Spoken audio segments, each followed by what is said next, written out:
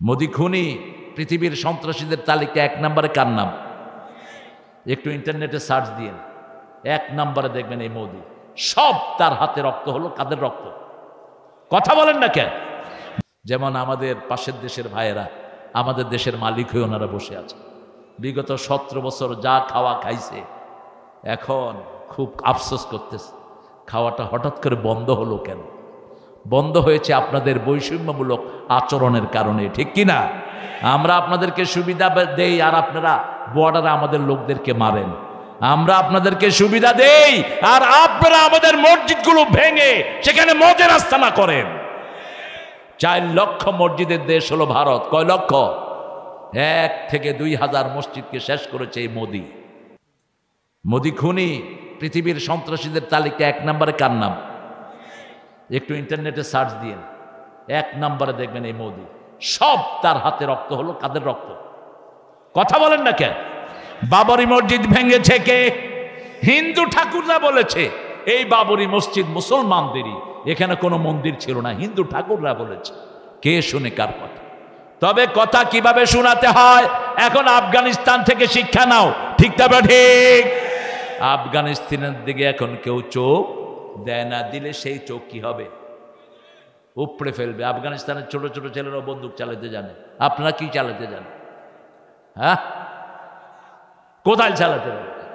এটা ভালো তো, কোদাল দিয়ে শুধু কোবা 2 টুকটা করে ফেলবে। তো তুই কোদাল নিয়ে যাইতে যাইতে তো গুলি করে তোরে শেষ করে দেবে। কয় কোদাল চালাতে জানে শুধু। হ্যাঁ, যুদ্ধবিদ্যা শিখবেন। রাসূল বলছেন যে উম্মত যুদ্ধবিদ্যা শিখে না সে আমার উম্মত না। যুদ্ধবিদ্যা শিখবেন কিন্তু প্রয়োগ করব না। আমার নবী আগে আক্রমণ করেন নেই, আমরাও করব না, ঠিক না ঠিক? কিন্তু কেউ আক্রমণ করলে খবর করে দেব। এখন আফগানিস্তানের দিকে কেউ চোখ দেয় না, কারণ জানে শিশুটাও কি চালাতে জানে। আমেরিকার এক সাংবাদিক এসে এক ছেলেকে জিজ্ঞেস করছে, হোম ডি স্ক্যার্ড অফ, তুমি কাকে ভয় পাও? ছেলে বলছে, আমি তোমার ফটর ফটর বুঝি না, তুমি আফগানিস্তানের কথা বলো। আরেক লোক অনুবাদ করে দিল, সে বলছে আমি আল্লাহকে ভয় পাই। 8-9 বছরের ছেলে কাকে ভয় পায়? এবার বাপের বালিশের নিচের থেকে পিস্তল নিয়ে সাংবাদিকের ধরছে, কত তুই কারে ভয় পাস? কতরে ভয় পাই আমি? একই ঘটনা ঘটেছে রাসূলের যুগে। রাসূল শুয়ে আছেন তলোয়ার পাশে। কোন নবী তলোয়ার ছাড়া থাকতেন না, কোন নবী অস্ত্র ছাড়া থাকতেন না। রাসূলের মোট 4টা তলোয়ার ছিল। কয়টা? পৃথিবীর সর্বশ্রেষ্ঠ তলোয়ার ছিল রাসূলের কাছে। শুয়ে আছেন, হঠাৎ করে ইহুদি তলোয়ার নিয়ে রাসূলের বুকে ধরছে। কয়, মুহাম্মদ তোমারে বাঁচাবে কে? রাসূল পড়ছেন লা ইলাহা লা ইলাহা ইল্লাল্লাহু মুহাম্মাদুর রাসূলুল্লাহ সাল্লাল্লাহু।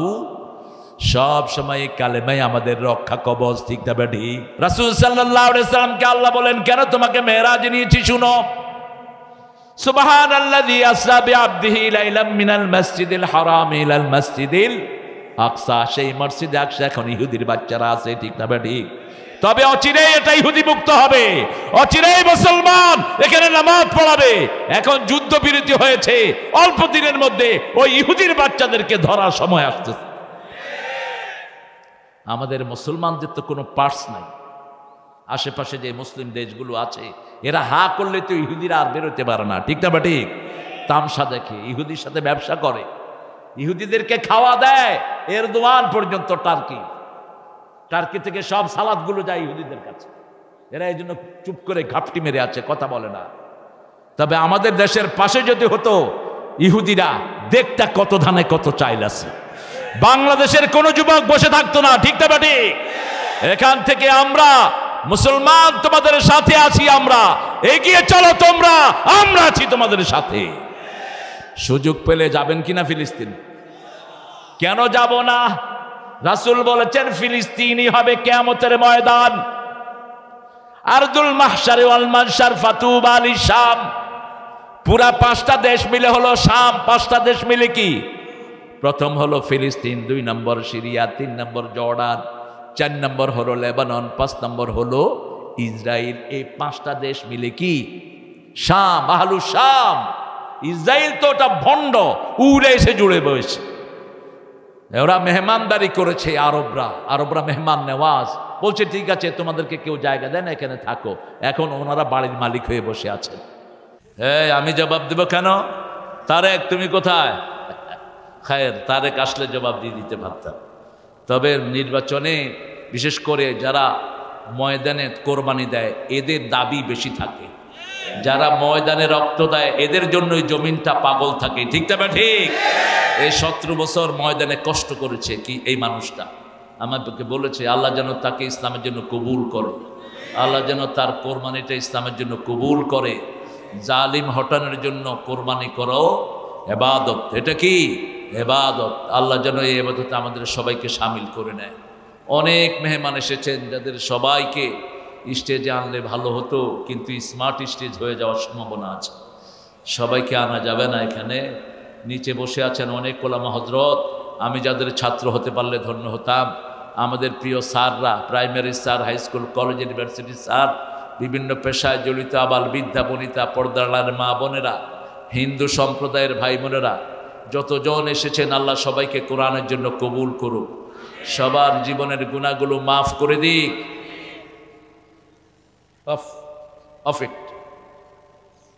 যারা আমরা এসেছি, আল্লাহ যেন আমাদের সবাইকে মাসুম অবস্থায় বাড়ি ফিরে যাওয়ার তৌফিক দান করেন। এখানে হিন্দু ভাইয়েরা যারা এসেছেন, আপনারা যদি আজকের কোরআনকে ভালোবেসে কোরআন মানার সিদ্ধান্ত নেন, আপনাদের সারা জীবনের গুনাহ মাফ করে দিবেন কে? আমাদের কোরআন শুধু মুসলমানদের জন্য না, হুদাল লিন্নাস, মানুষ যারা, তাদের জন্য এটা হেদায়াত। প্রত্যেকটি মানুষের কাছে কোরআন দাবি রাখে। ঠিক তবে ঠিক।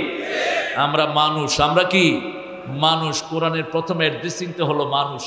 ইয়া আইয়ুহান নাস উ'বুদু রাব্বাকুম আল্লাযী খালাকাকুম ওয়াল্লাযীনা মিন ক্বাবলিকুম লাআল্লাকুম তাত্তাকুন।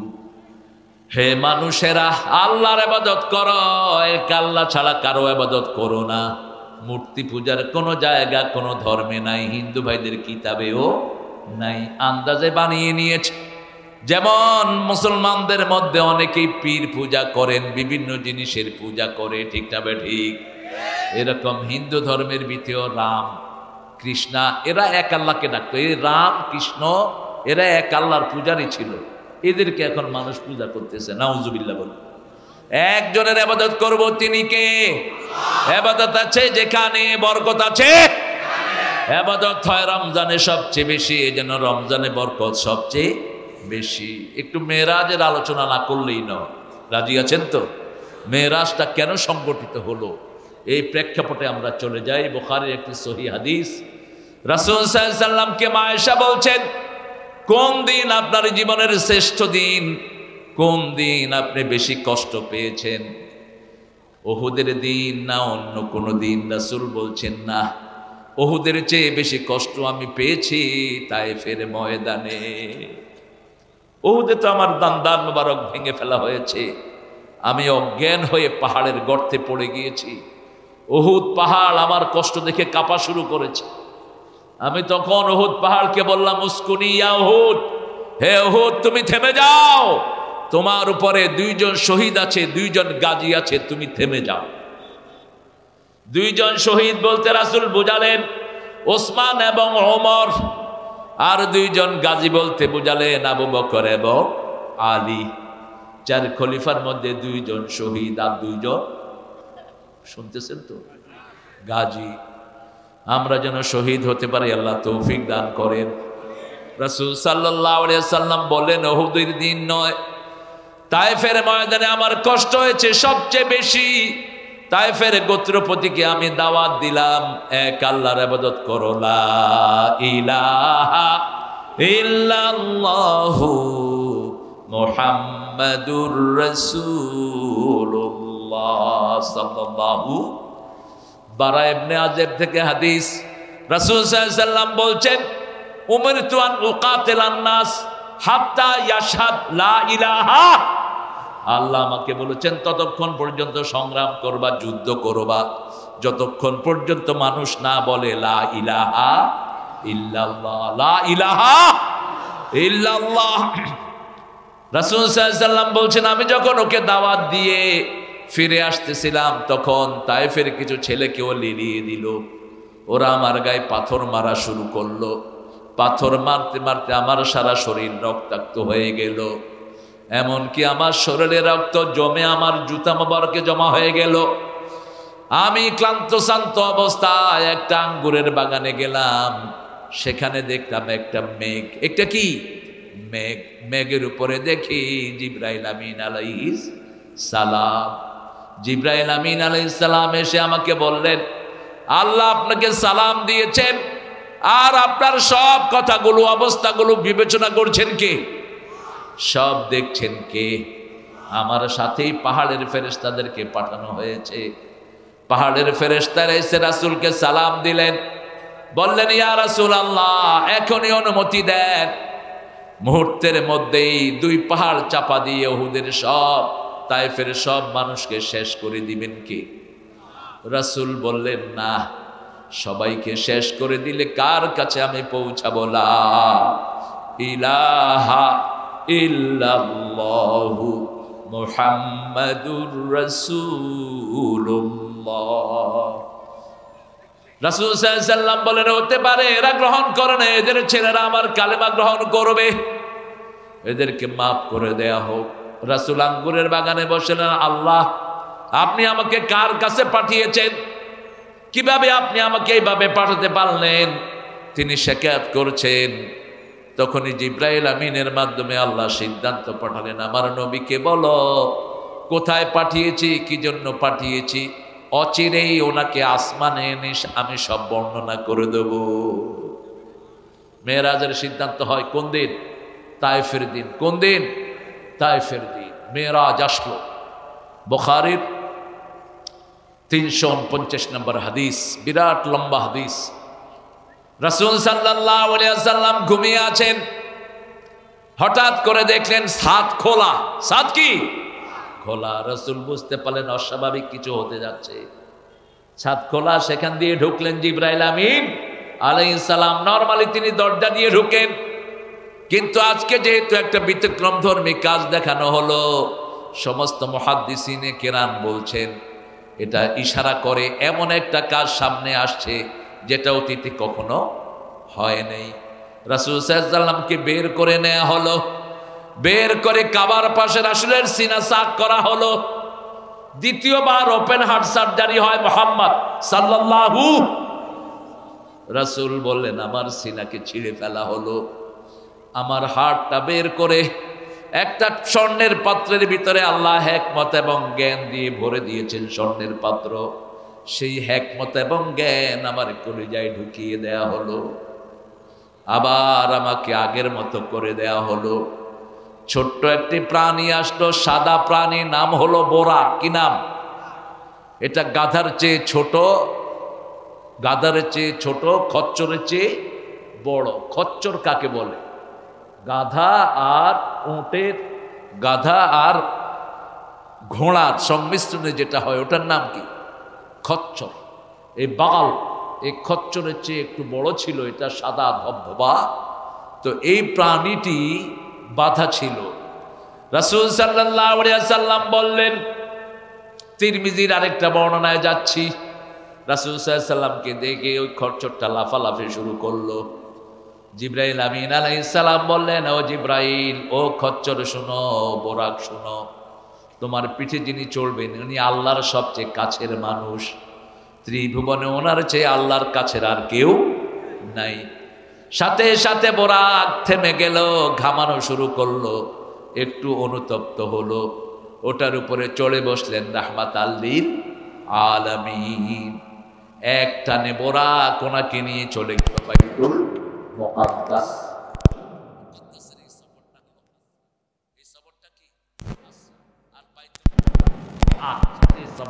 এটার নাম হলো মেরাজ। এটার নাম কি? মেরাজ। সুবহানাল্লাযী আসরা বিআবদিহি লাইলাম মিনাল মাসজিদিল হারাম ইলাল মাসজিদিল আকসাল্লাযী বারাকনা হাওলাহু লিনুরিয়াহু মিন আয়াতিনা ইন্নাহু হুয়াস সামিউল বাসীর। আরো আস্তে আল্লাহু আকবার। বললে ভালো করে বলবেন, আর না বললে চুপ থাকবেন। জোরে বলেন আল্লাহু আকবার। মাহফিলে ভদ্রলোক আসে বেশি, ওনারা চিন্তা করে আল্লাহু আকবার বললে আবার প্রেস্টিজ চলে যায় নাকি। কিসের তোমার প্রেস্টিজ? ঘোড়ার ডিমের প্রেস্টিজ তোমার। জোরে চিৎকার করে বলো আল্লাহু আকবার। বিগত সময়গুলিতে তো বলতেও পারো নাই। ওরা বলতো আল্লাহু আকবার নাকি দলীয় স্লোগান। তখন এক মহিলা কয় আমিও এই দলের লোক, দেও সবাই আল্লাহু আকবার। জয় শব্দটা মুখে আনবেন না, এটা মুশরিকদের শব্দ। এটা সেই প্যাগন টাইম থেকে এই শব্দটা চালু। মক্কার মুশরিকেরা বলতো উলু হোবল, উলু উজ্জা, জয় হোবল জয় উজ্জা। এটা ওদের মন্দিরের শব্দ। মন্দিরের সামনে লেখা থাকে জয় রাম সিয়া রাম, জয় জয় রাম, এটা মন্দিরের শব্দ। আর আমাদের আল্লাহু আকবার মসজিদ। এখন মুসলমানদেরকে দুর্বল ভাববা না, অচিরেই দুনিয়া আমরা লিড করব। ভারত মুসলমানদের হবে, কোন মুশরিক সেখানে কর্তৃত্ব করতে পারবে না।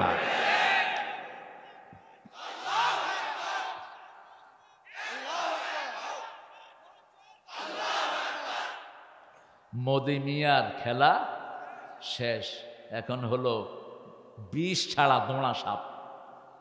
বহু মুসলমান খুন করেছ কুত্তা মোদি, এখন মুসলমান প্রতিশোধ নিবে সামনে। আমরা আইন হাতে তুলে নিতে জানি না, আমরা যদি আইন হাতে তুলে নেই পৃথিবীতে কেউ থাকতে পারবে না। 250 কোটি মুসলমান আছে না নাই? কিন্তু আমরা ভদ্র। আমরা কি অল্প কিছু হিন্দু দেখেন বাংলাদেশ কন্ট্রোল করেছে গত 17 বছর। শিক্ষাক্ষেত্রে তারা, সচিবালয়ে তারা, ডিসিএসপি তারা, কি এক অবস্থা। মাদ্রাসা বোর্ডের চেয়ারম্যান পর্যন্ত হিন্দু। টাঙ্গাইল কামেল মাদ্রাসার প্রিন্সিপালও হিন্দু। ওরে আসছে পিয়ন নিতে, ও কয় ওম শান্তি ওম। পিয়নে কয় কি ব্যাপার, আমি আসছি প্রিন্সিপাল নিতে, ওম ওম করতেছে কেন? ওম ওম করে বমি করে দিলেও শান্তি হবে না। শান্তির পথে আসতে হবে, আল্লাহর পথে আসতে হবে, ঠিক কি না? আল্লাহর পথ কোনটা? আরো জোরে বলেন। হিন্দু ভাইয়েরা, আপনাদের কিতাবেও আছে আল্লাহর পথ হলো লা ইলাহা ইল্লাল্লাহু মুহাম্মাদুর রাসূলুল্লাহ সাল্লাল্লাহু। কাউকে আক্রমণ করা শান্তি না, কারো ঘরে আগুন লাগালো শান্তি না, কারো টাকা লুট করা শান্তি না। আপনি যদি কারোটা লুট করেন, আপনারটা লুট করে দিবেন কে? ভালো করে মাথায় নেন, যিনারা টাকা চুরি করে বাড়ি করেছে একজনও সেই বাড়িতে আছে কেউ? থানায় বসে যিনারা চাঁদাবাজি করেছেন মামলার নামে আছে কেউ? একজনও নাই। শেষমেশ একজন ছিলেন হাউনা আঙ্কেল। কি আঙ্কেল? আউনা আঙ্কেল। আহা, এক হুজুরে করছে ল্যাংটা। হুজুর ঘরের ভিতরে কয় আল্লাহ আমারে যে ল্যাংটা করছে হেরে জাতির সামনে ল্যাংটা করে দিই। হয়েছে তো, হয়েছে তো। এখন নিজের বাড়িতেও যেতে পারে না। কি পোড়া কপা, কোথায় ঘাপটি মেরে আছে আল্লাহ জানে। তোরে যেখানে পাবে মানুষ পিটায় মারবে তোরে, ঠিক কিনা? কারণ তুই বহু মানুষকে ঘর ছাড়া করেছিস, বহু মানুষের অধিকার তুই নষ্ট করেছিস। যারা আওয়ামী লীগের সময় কোরআনকে ভালোবাসতো এখনো ভালোবাসে, তারা শান্তিতে আছে না নাই? তারা মসজিদ মাদ্রাসায় আছে না নাই? ওদেরও শান্তি, আমাদেরও শান্তি। যারা আমাদেরকে বিরক্ত করেছে তারা এখন কেউ নাই। আমাকে আপনাদের এই ধূপচেচি আসতে দেয়নি বলে। কতবার এসেছি আমি এই ধূপচেচিয়ার মাটি, মানুষ আমাকে চিনে। ধূপচেচিয়াতে এই আব্দুল নূরের জন্মের আগে আসছি, সেই 90-তে। ওর জন্ম কবে জানি না, অনেক আগে। এই ধূপচেচিয়ার মাটি অত্যন্ত উর্বর মাটি, এটা কোরআনের মাটি, ইসলামের মাটি। আপনি দেখেন দিনের বেলায় কোনো রাজনৈতিক সমাবেশে এরকম লোক আসতো? কেউ ঘরে নাই। সব ছোট ছোট বাচ্চাদেরকে নিয়ে আমার মায়েরা, একটা বাচ্চা কোলে, আরেকটা হাঁটে, আরেকটা পিছনে মা মা করতেছে। আল্লাহ এই মাদেরকে তুমি মা আয়েশার মতো কবুল করো, এই মাদেরকে তুমি মাফ করে দাও। বাংলাদেশের মেয়ের মতো শ্রেষ্ঠ মেয়ে দুনিয়ার কোনো দেশে নাই, কোনো দেশে নাই। এরা এত পরিশ্রমী, এত বিনয়ী, সারা বছর স্বামীর রান্না করে খাওয়ায়, আর সেই স্বামীরা এদের থেকে যৌতুক খায়। যৌতুক অবশ্য এখানে নাই, তো কি করছেন আপনি? আপনি যে চেয়ারম্যান থাকলেন করছেন কি? এই মন্ডল করছো কি? যৌতুক খোরদেরকে পিটায় জেলখানায় ঢুকায় দাও।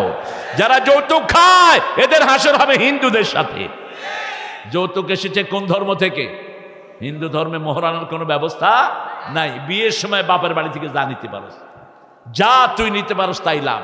কিন্তু আমার ইসলাম বলেছে না, জীবদ্দশায় পিতা যদি বন্টন করে মেয়ে 2 ভাগ, ছেলেও 2 ভাগ। মৃত্যুর পরে যদি বন্টন হয়, মেয়ে পাবে 1 ভাগ, ছেলে পাবে 2 ভাগ। কিন্তু জীবদ্দশায় বন্টন করলে 1 সমান। নোমান ইবনে বশীর হাদিস বুখারীতে এসেছে, সেই রাসূল সাল্লাল্লাহু আলাইহি ওয়াসাল্লাম মেরাজে গেলেন। মেরাজে যাওয়ার পরে রাসূল সাল্লাল্লাহু আলাইহি ওয়াসাল্লাম প্রথম বাইতুল মুকাদ্দাসে 2 রাকাত নামাজ পড়লেন। কয় রাকাত? মুহাদ্দিসিনে কেরাম বলেন, কেউ বলেন আসতে পড়েছেন, আবার কেউ বলেন যেতে পড়েছেন, এটা ফাইনাল। সেখানে মুসল্লি ছিলেন কারা? মুসল্লি ছিলেন সব আম্বিয়া কেরাম আলাইহিমুস সালাতু আসসালাম আজমাইন। সেখানে একামত দিয়েছেন কে? কে দিয়েছে? বেলাল দিয়েছে। করতে পাইছেন, করতে শুনছেন বেলাল? বেলাল তো মক্কাতেই শুয়ে রয়েছে। মেরাজে তো বোরাকে কি রাসূলের সাথে বেলালও উঠছিল নাকি? বলবেন যে জানি না, জানি না ও জ্ঞানের কথা। জানি না কিসের কথা? জ্ঞানের কথা। আন্দাজে গুতানোর দরকার নেই। আমি মনে করতে পারি। মনে করার কি আছে? ইসলামে মনে করার কিচ্ছু নাই, সব সার্টেন, সব নির্ধারিত। ঠিক না বা ঠিক? একামত দিয়েছেন সাইয়েদনা ইব্রাহিম। এই পৃথিবীতে প্রথম আজান দিয়েছেন ইব্রাহিম। আজান দিয়েছেন কে? কাবা ঘর যখন তিনি বানালেন, আল্লাহ বললেন আযিন লিন্নাস, তুমি আজান দাও সূরা ইব্রাহিম। তিনি বললেন আল্লাহ, আমি আর আমার ছেলে কার জন্য আজান দেব? আল্লাহ রাব্বুল আলামিন বললেন ইয়াতুনাকা রিজালান আলা কুল্লি দামিরিন মিন কুল্লি ফাদ্দিন আমিক। তুমি যখন আজান দিবা সারা পৃথিবীর মানুষের কানে আমি আজান পৌঁছে দেব।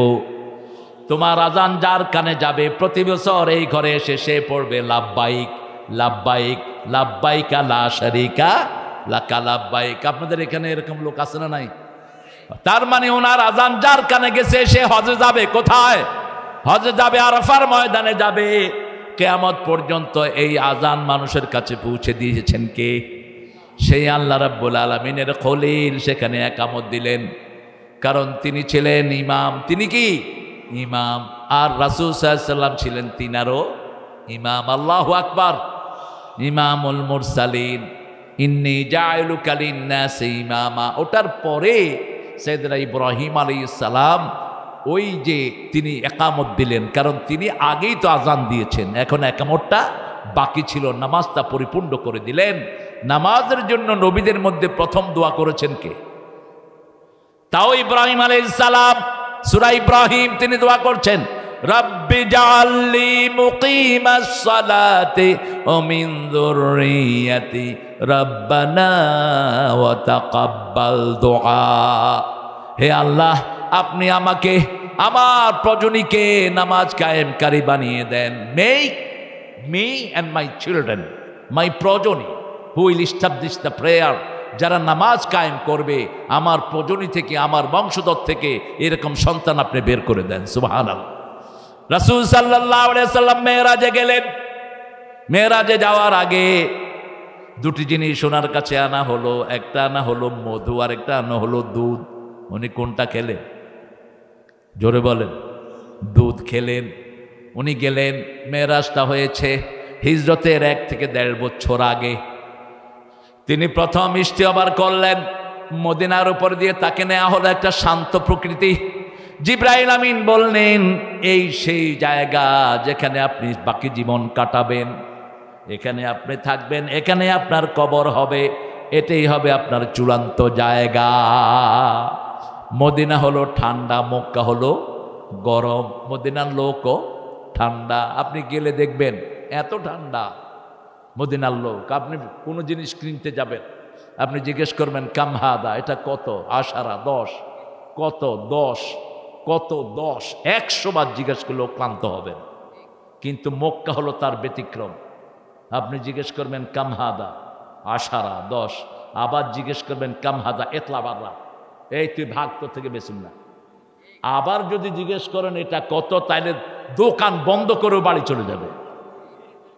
এত গরম মক্কা, এটা কি মক্কা? বলবে যে তোর গোষ্ঠীর কাছে বেচুন না, ভাগে জ্ঞানতে। মদিনা কেন এত ঠান্ডা? কারণ রাহমাতাল লিল চূড়ান্তভাবে কোথায় ছিলেন? আমা আরসালনাকা ইল্লা রাহমাতাল লিল আলামিন। সারা দুনিয়ার রহমত হলেন রাহমাতাল লিল আলামিন। রাসূল সাল্লাল্লাহু আলাইহি ওয়াসাল্লাম প্রথম আকাশ, দ্বিতীয় আকাশ, তৃতীয় আকাশ ভেদ করে করে সিদরাতুল মুনতাহায় চলে গেলেন। জিবরাইল আমিন সাথেই ছিলেন। প্রত্যেক আকাশে নবীদের সাথে দেখা হলো। সপ্তম আকাশে দেখা হলো সাইয়েদনা ইব্রাহিম আলাইহিস সালামের সাথে। ছোট্ট গাছের নিচে ছোট বাচ্চাদেরকে নিয়ে বসে আছেন ইব্রাহিম আলাইহিস সালাম। ছোট ছোট বাচ্চারা। জিজ্ঞেস করা হলো এই বাচ্চাগুলো কারা? এরাও সমস্ত শিশুরা যারা ছোটবেলায় দুনিয়া থেকে বিদায় হয়েছে। এরা কিয়ামতের আগ পর্যন্ত ইব্রাহিম আলাইহিস সালামকে আব্বা ডাকতে থাকবে।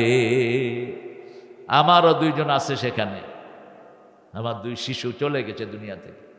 রাসূল বলছেন যাদের শিশু পেটে মারা যায়, আছে না এরকম? ওই পেটে যে নাড়িগুলো আছে, এই নাড়ি ফেলে ওই শিশু মার বাপকে খুঁজতে থাকবে। যদি পিতামাতা জান্নাতি হয় ওই নাড়ি দিয়ে টেনে নিয়ে আসবে, আর যদি জাহান্নামী হয় ওই নাড়ি দিয়ে টেনে নিয়ে আসবে। এই জন্য রাসূল বলেছেন শাফিআ ওয়া মুশাফফা, এই শিশুরা যেন তোমার জন্য সুপারিশকারী অথবা সুপারিশের পাত্র হয়ে যায়। শিশু মারা গেলে কাঁদবেন, কিন্তু বিলাপ করবেন না। কাদা একটা, বিলাপ আর একটা, চোখ দিয়ে পানি ঝরবে, ওটা হলো রহমত। ওটা কি রহমত? রাসূলের শিশু ইব্রাহিম মারা গেলেন কোলের ভিতরে। ইব্রাহিম তাকে দুধ পান করানোর জন্য দেয়া হলো একজন কামারের ঘরে। কামার, ইব্রাহিমের দুধ মা ছিলেন কামারের ওয়াইফ। ওই কামারের ঘরে সব সময় ধোঁয়া থাকে। কি থাকে? ধোঁয়া। ধোঁয়ার ভিতরে সন্তান পেটে ওই কোলের ভিতরে মারা গেছে। ইব্রাহিমকে দেখতে গেলেন রাহমাতাল লিল আলামিন। রাসূল কাঁদছিলেন, রাসূলের দাড়ি মোবারক ভিজে যাচ্ছিল। রাসূলের সঙ্গীরা বললেন ইয়া রাসূলুল্লাহ আপনি কাঁদছেন? বলছে হ্যাঁ আমি কাঁদছি, এটা হলো রহমতের কান্না। আমার কলিজার টুকরা চলে গেছে, আমি তো কাঁদবই, তবে তোমরা কেউ বিলাপ করো না। চুল ছিঁড়া, বিভিন্ন নামে বলা, আল্লাহ কি আর কাউকে দেখলো না? আল্লাহ কি আমার ছেলেটাকে কেন নিল? এই জাতীয় শিকায়াত করা জায়েজ নাই। আপনি কাঁদবেন, কাঁদার পরে বলবেন আমি শোকাহত, এতটুকু বলতে পারবেন, অন্য কিছুই না। যদি আপনি কেঁদে কেঁদে বলেন ইন্না লিল্লাহি ওয়া ইন্না ইলাইহি, রাসূলকে আল্লাহ বলছেন ওই লোকটার জন্য জান্নাতে একটা বাড়ি বানায়া দিবেন আল্লাহ। সেই বাড়িটার নাম হবে বাইতুল হাম। বাইতুল হাম। চারজন ব্যক্তির জন্য জান্নাতে বাড়ি হয়। প্রথম ব্যক্তি যে সূরা ইখলাস 10 বার পড়ে তার জন্য জান্নাতে বাড়ি বানায়া দেন কে? দ্বিতীয় ব্যক্তি নামাজে দাঁড়িয়ে কাতার সোজা করে লেগে লেগে দাঁড়ায়। আমরা তো লাগি না, আমরা লাগলে কয় আহলে হাদিস। আরে ভাই সবই তো আমরা আহলে হাদিস। হাদিসের বাহিরে কোন ইমাম ছিলেন? আমরা সব কি? জোরে বলেন। হাদিস ছাড়া নামাজ পড়া যাবে? এই যে দাঁড়াইতে হবে, এইভাবে বাঁধতে হবে, এগুলো সব কোথায় এসেছে? হাদিসে এসেছে। রাসূল লেগে দাঁড়াতেন, আপনি লেগে দাঁড়ান। আপনি গ্যাপ রাখেন না। কাতার যার বেকা হয় তার অন্তর বেকা হয়ে যায়। রাসূলের সহিহ হাদিস। এই কাতার যারা লাগিয়ে দাঁড়ায়, আল্লাহর হাবিব বলছেন আল্লাহ তাদের জন্য জান্নাতে বাড়ি বানায়া দেয়। বাচ্চা মারা গেল, আপনার প্রিয়তমা স্ত্রী মারা গেল, আপনি বিবির জন্য কাঁদছেন, কিন্তু কোনো বিলাপ নাই, কোনো শিকায়াত নাই, আর পড়ছেন ইন্না লিল্লাহি ওয়া ইন্না ইলাইহি রাজিউন। আপনার জন্য জান্নাতে বাড়ি বানায়া দিবেন কে? জান্নাতে বাড়ি বানাতে চান তো? চান তো? আল্লাহ তৌফিক দান করুক। 4টা হলো আপনার হাতে। কয়টা? 3টা আপনার হাতে। 3টা। কয়টা? রাসূল বলছেন প্রতিদিন 12 রাকাত সুন্নত যে পড়বে জান্নাতে তার জন্য বাড়ি হয়ে যাবে। পড়েন তো 12 রাকাত সুন্নত। হ্যাঁ, নামাজ যত কমাইতে পারেন ততই তো সুবিধা। রমজানে যাও 20 টাকা পড়তো, এখন ঠেলাঠেলি করে 8 টাকা দিয়ে গিয়েছে। আপনারা কয় রাকাত? জোরে বলেন, জোরে বলেন। আমাকে জিজ্ঞেস করেন কত টাকা? 42 টাকা। বহু সাহাবী 42 টাকা পড়তেন। বান্দরগুলো বেশিটা নেয় না, কমটা নেয়। রাসূল বিতের 9 রাকাতও পড়তেন কখনো কখনো। সেটা নাও 3 রাকাত, 1 রাকাত পড়তেন যখন ফজরের ভয় করতেন। বুখারীর হাদিস, ইজা খাশিয়া সুবহা ফাআওতারা বিরাকাতিন, যখন দেখতেন ফজর হয় তখন 1 রাকাত পড়ে সব নামাজকে বেজড় করে দিতেন। নরমালি 3 রাকাত, কয় রাকাত? এরপরে 5 রাকাত, এরপরে 7 রাকাত, এরপরে 9 রাকাত পড়েছেন বিতরের নামাজ। 3 রাকাতে, প্রথম রাকাতে পড়তেন সাব্বিহ ইসমা রাব্বিকাল, দ্বিতীয় রাকাতে পড়তেন কুল ইয়া আইয়ুহাল, তৃতীয় রাকাতে পড়তেন কুল হুয়াল্লাহু। পড়েন কুল হুয়াল্লাহু আহাদ আল্লাহুস সামাদ লাম ইয়ালিদ ওয়া লাম ইউলাদ ওয়া লাম ইয়াকুন লাহু কুফুয়ান আহাদ। সুবহানাল্লাযী আসরা, সুবহানা বলছেন কে? আল্লাহ বলছেন। আমরা সুবহানা কখন বলি? বড় কোনো ঘটনা হলে আমরা কি বলি? সুবহানাল্লাহ। কি বলি? সুবহানাল্লাহ। সুবহানা উচ্চারণ করছেন কে? আল্লাহ বলছেন সুবহানাল্লাযী আসরা, পবিত্র ওই সত্তা। ওরস পবিত্র নয়, কোন মানুষ মহাপবিত্র নয়, সবচেয়ে মহাপবিত্র কে? সুবহুন, বলেন সুবহুন কুদ্দুসুন রাব্বুনা ওয়া রাব্বুল মালাইকাতে ওয়ার রূহ। আল্লাহর চেয়ে মহাপবিত্র আর কেউ? সুবহানাল্লাযী আসরা, রাতের সফর, বিআবদিহি, বান্দার সাথে। আব্দুন মানি রাসূল সশরীরে করেছেন, স্বপ্নযোগ নয়, সশরীরে রাসূলকে নিয়ে গেছেন কে? যদি রাসূলকে না নেয় হয়তো বোরাক আসলো কি করতে? ঠিক কি না? অনেকে বলে যে রাসূলের স্বপ্নটা হচ্ছে স্বপ্ন যোগে। না, মিথ্যা কথা। স্বপ্নের মেরাজটা হয়েছে সশরীরে। মেরাজের সময় আল্লাহ সব কিছুকে স্টপ করে রেখেছেন। বিজ্ঞান আজকে বের করার চেষ্টা করছে কত বছর পৃথিবী থেমেছিল। রাসূল সাল্লাল্লাহু আলাইহি ওয়াসাল্লাম যে ডিউরেশনটা মেরাজে কাটিয়েছেন ওটা দুনিয়ার প্রায় 40 বছরের সমান। আল্লাহ বলেছেন পানি যেখানে একটা আছে ওখানে থাক। ল্যাপের ভিতরে তিনি শোয়া ছিলেন শীতকাল। কিসের ভিতরে? ক্ষেতের ভিতরে। ক্ষেতের ভিতরে শুইলে একটু গরম হয় না? রাসূল মেরাজ থেকে এসে দেখেন যে ওই গরমটা এখনো একটু করেছেন, উজুর পানিটা এখনো প্রবাহিত হচ্ছে। তিনাকে যে জমজমের পানি দিয়ে তার ভিতরটা ধুইয়ে দেয়া হলো। কিসের পানি? হজে গেলে শুধু কি আনবেন? এই প্রাক্তন চেয়ারম্যান, মোবাইল বন্ধ করেন। জমজম আনবেন। জমজম পৃথিবীর আর কোথাও পাওয়া যায়? খুরমা, সুরমা, আতর, চাদর, এগুলো তো দুনিয়ার সবখানে পাওয়া যায়, কিন্তু কি পাওয়া যায় না? ইচ্ছা মতো খাবেন। ফিহে শিফাউন লিন্নাস।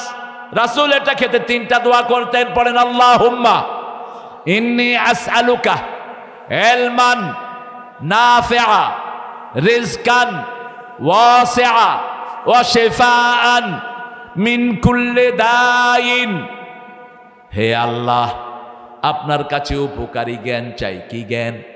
উপকারী জ্ঞান। অনেক আলতু ফালতু জ্ঞান আমাদের আছে, ঠিক না বা ঠিক?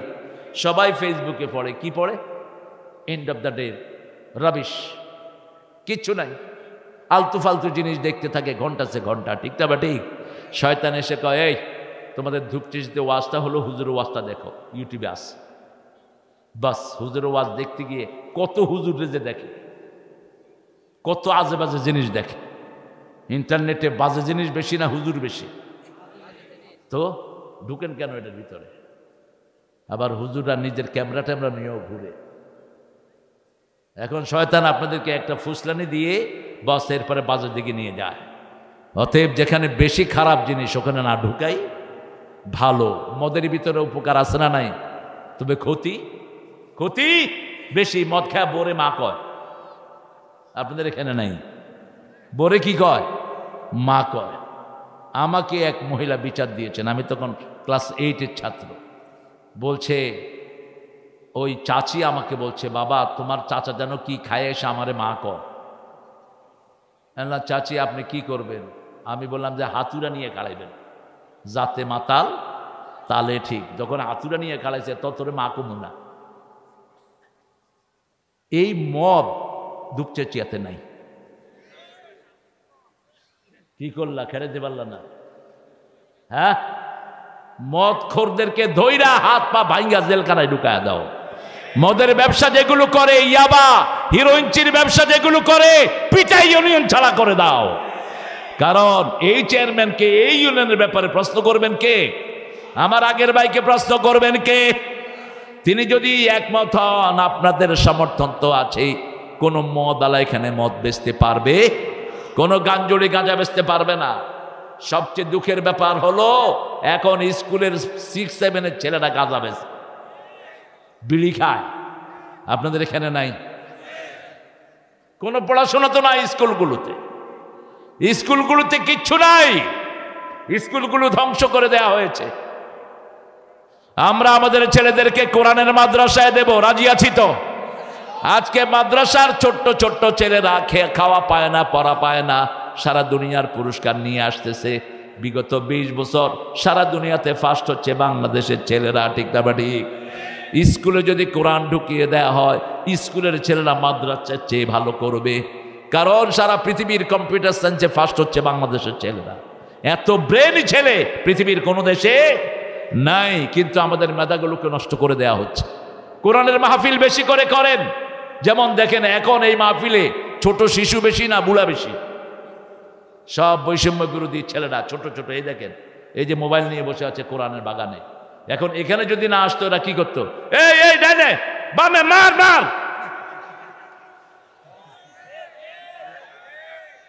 ঠিক কিনা?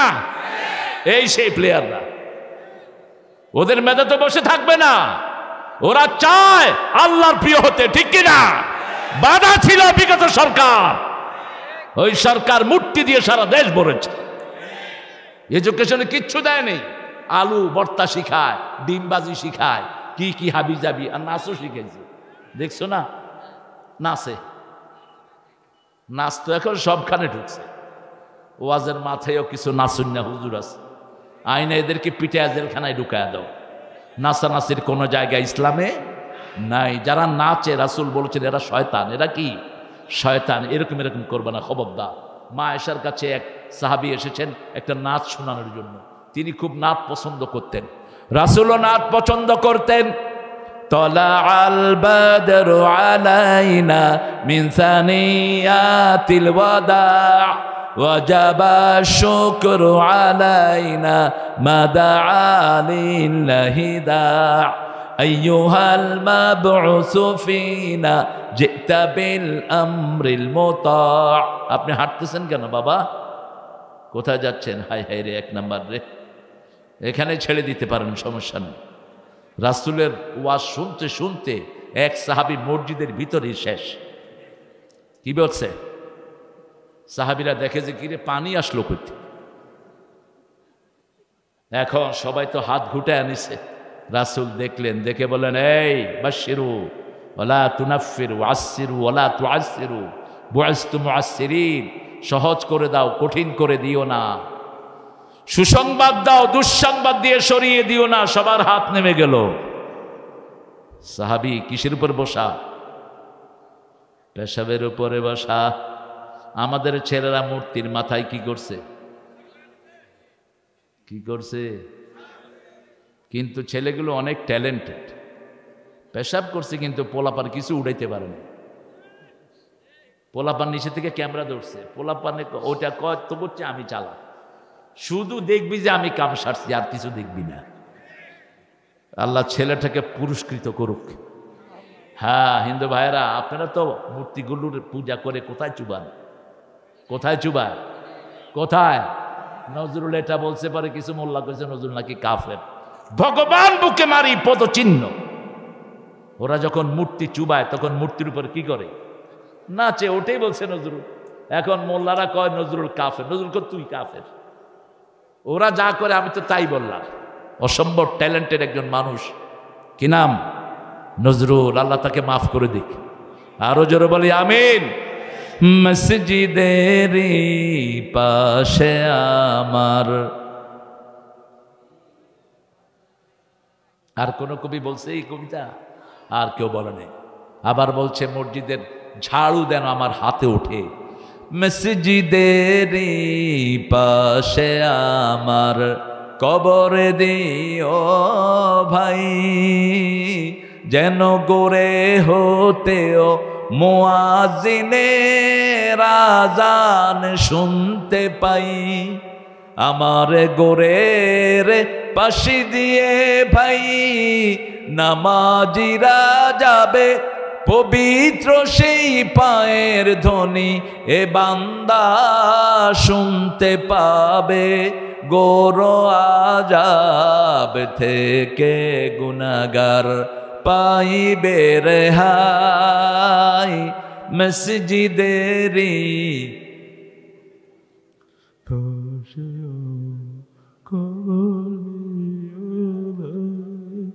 কোন শক্তি নয়। আহারে ধুপছে সিয়ারে, কোথায় যায় এত আলু, কোথায় যায় এত আলু ঘাটি? পৃথিবীর শ্রেষ্ঠ খাওয়া আলু ঘাটি। রাসূল যদি পেতেন কত যে খাইতেন। রাসূলের প্রিয় খাবার ছিল চর্বি। প্রিয় খাবার কি? চর্বি। আলু ঘাটিতে কি দেন? হ্যাঁ, আরে মাছ কোত্থেকে, চর্বি দিলেই মজা হয় বেশি। আমি প্রথমবার খেয়ে তো পাগল হয়ে যাওয়ার দোষ। তাহলে সরান্য খাওয়া, আর তোর আলু ঘাটির একদিন আর আমার একদিন। মোটামুটি ভাত খাইনি, 2 প্লেট খাইছি আলু ঘাটি। শেষে দেখি যে স্টেজে উঠাই তো কঠিন। কি হাই প্রোটিন একটা খাদ্য। রাসূল চর্বি খেতেন। আমরা তো চর্বি ফেলে দেই, চর্বি গরিবের দেই, এই জন্য গরিবের স্বাস্থ্য ভালো। আর নিজেরা যত পচা তেল আছে বাজারে, সোয়াবিন, কোলেস্ট্রল আলা দুনিয়ার আজিবাজি তেল খায়, কিন্তু গরুর পেটে এগুলো হয় ফ্রেশ। এগুলো কি? ছাগলের ভিতরে যেটা হয় চর্বি, এগুলো কি? ফ্রেশ। দুম্বার পিছনে দেখবেন একটা এরকম গোস্ত থাকে, পুরোটাই চর্বি। আরবে এটা চাবা চাবা খায়। রাসূল বলছেন ফি লাহমিহি দাওয়াউন ফি শাহমিহি দাউন, গোস্ত খেলে যেই রোগটা হয় ওই রোগটা চলে যায় চর্বি খেলে। আর ডাক্তার বলে গরুর চর্বি খারাপ, ডাক্তারের মাথা খারাপ।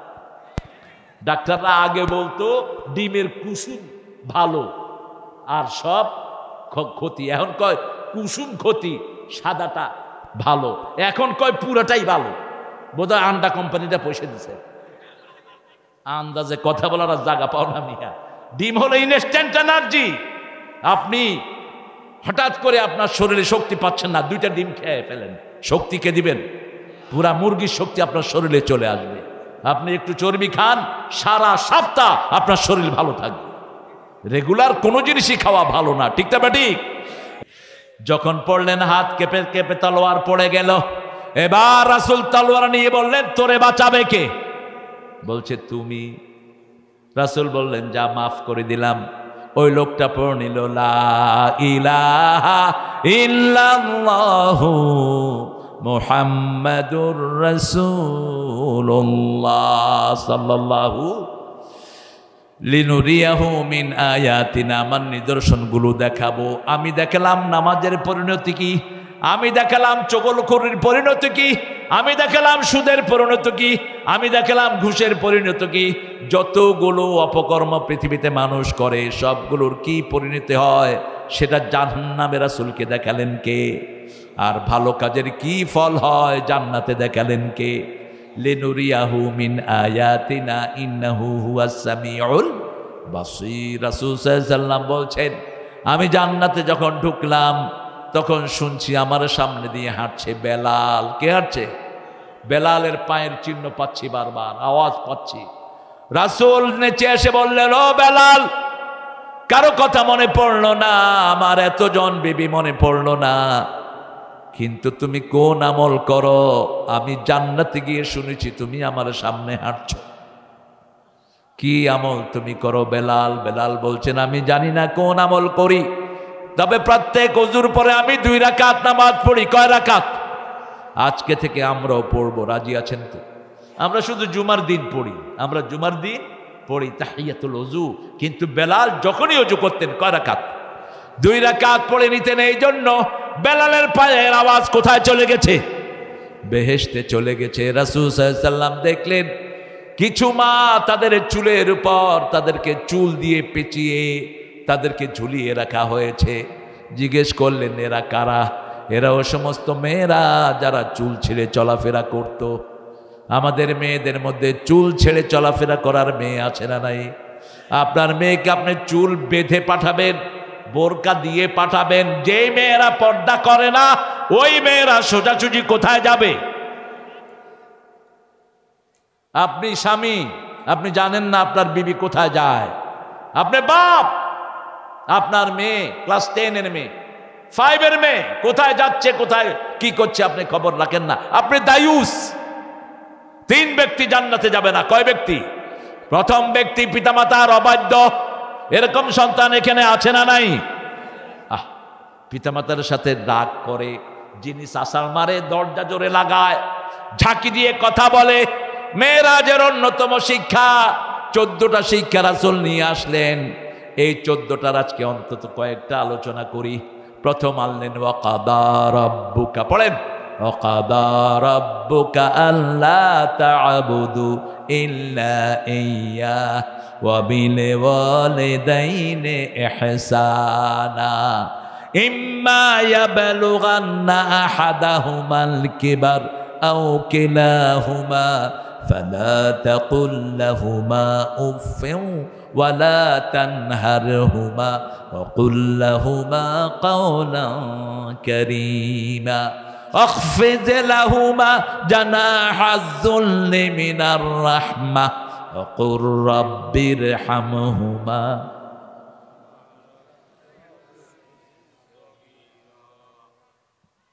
এরকম একটা ইউনিক দোয়া পৃথিবীর কারো কাছে পাবেন না। পারিবারিক জীবনে সবচেয়ে বেশি কোরবানি করে কে? মা না বাবা? প্রথম কার কথা? মায়ের কথা। কয়বার? 3 বার বাংলাদেশ বিগত 30 বছর চালিয়েছে কারা? মারা চালিয়েছে বাংলাদেশ, কিন্তু অধিকার দিতে পারে নাই। অধিকার দিতে হলে কি লাগবে?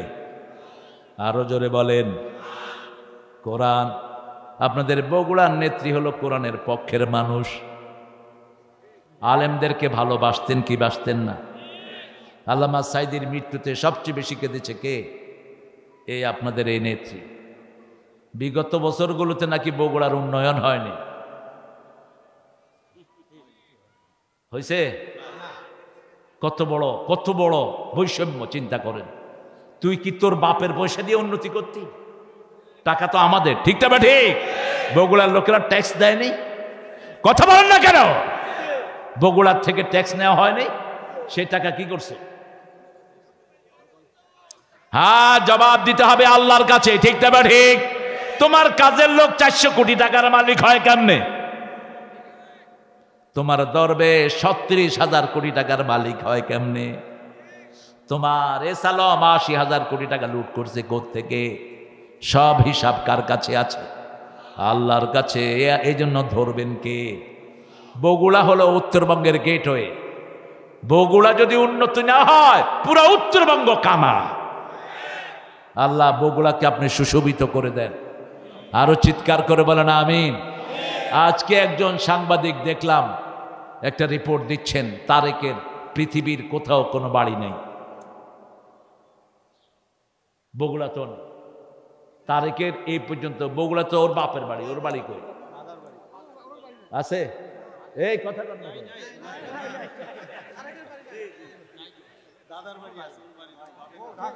আজকে এটা ভাইরাল খবর।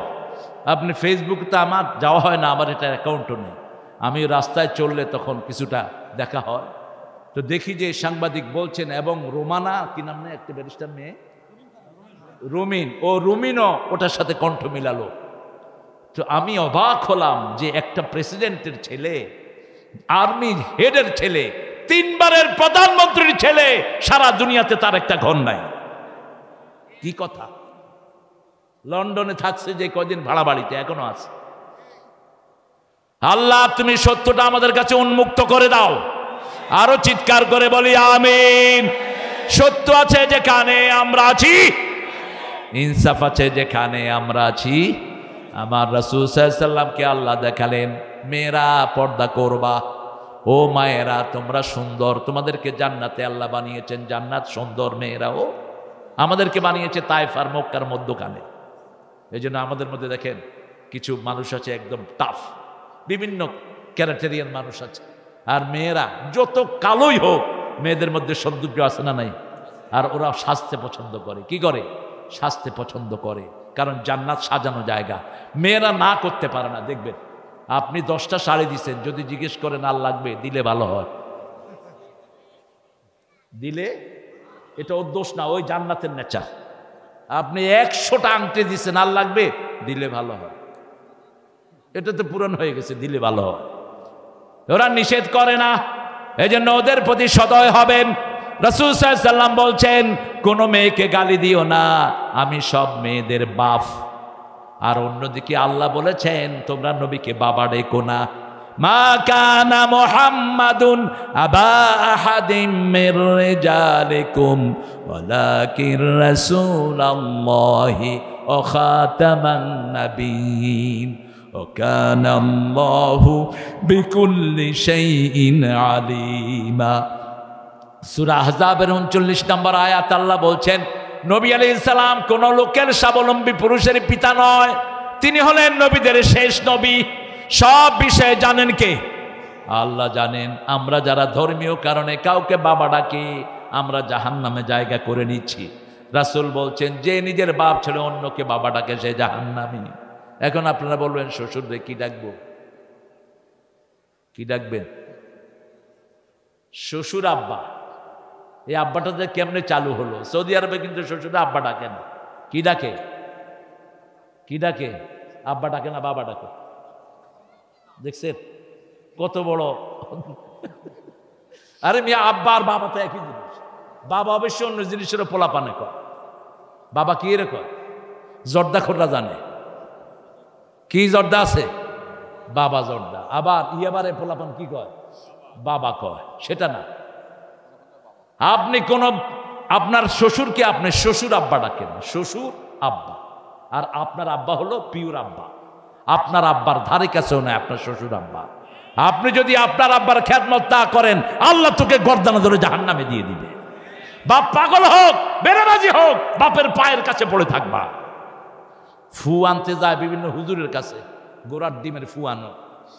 তোমার বাপের কাছে যাও, বাপ বিসমিল্লাহ বলে মুছে দিলেই লাখ হুজুরের চেয়ে আল্লাহ আগে কবুল করবেন। তোমার মার কাছে যাও, দুয়ার সমুদ্র ঘরে পড়ে আছে আর নর্দমার কাছে গিয়ে ঘুরে বেড়ায়। রাসূল সাল্লাল্লাহু আলাইহি ওয়াসাল্লাম বসে আছেন মসজিদে নববী, তাফসীর করছেন। হঠাৎ করে দেখে একজন মহিলা, শুকনা মহিলা আসতেছেন মসজিদের দিকে। রাসূল উঠে গেলেন, সাহাবীরা বসে আছে, উঠে গিয়ে নিজের রুমাল বিছালেন। ওই মহিলা এসে রুমালের উপর বসলেন। রাসূল সাল্লাল্লাহু আলাইহি ওয়াসাল্লাম তার সামনে ছাত্রের মতো বসে আছেন। দীর্ঘ সময় তিনি কথা বললেন, রাসূলের মাথা মুছে দোয়া করলেন ওই মহিলা যখন উঠলেন, রাসূলও উঠলেন। রাসূল সাল্লাল্লাহু আলাইহি ওয়াসাল্লাম ওই মহিলাকে যত দূরে দেখা গেল দাঁড়িয়ে থাকলেন। মহিলার জন্য আর চোখে পানি ঝরছে।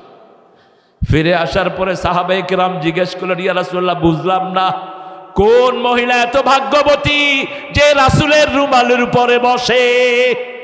কোন মহিলার সামনে রাসূল শিশুর মতো বসে থাকে? রাসূল বলছেন, আমার মায়ের আদর আমার তেমন নসিব হয়নি। আমার যে মা আমাকে দুধ পান করিয়েছেন, আমার সেই হালিমাতুস সাদিয়া মা আমাকে দেখতে এসেছে। আমি তার থেকে দোয়া নিলাম। কি নিলাম? দোয়া নিলাম। যে কোনো মহিলার থেকে দোয়া নিতেন রাহমাতাল লিল। মসজিদে নববী থেকে বেরিয়েছেন, এক পাগলিনী ডাকলো। পাগলিনী কি আপনারা কি ডাকেন বগুড়ার ভাষায়? পাগলি,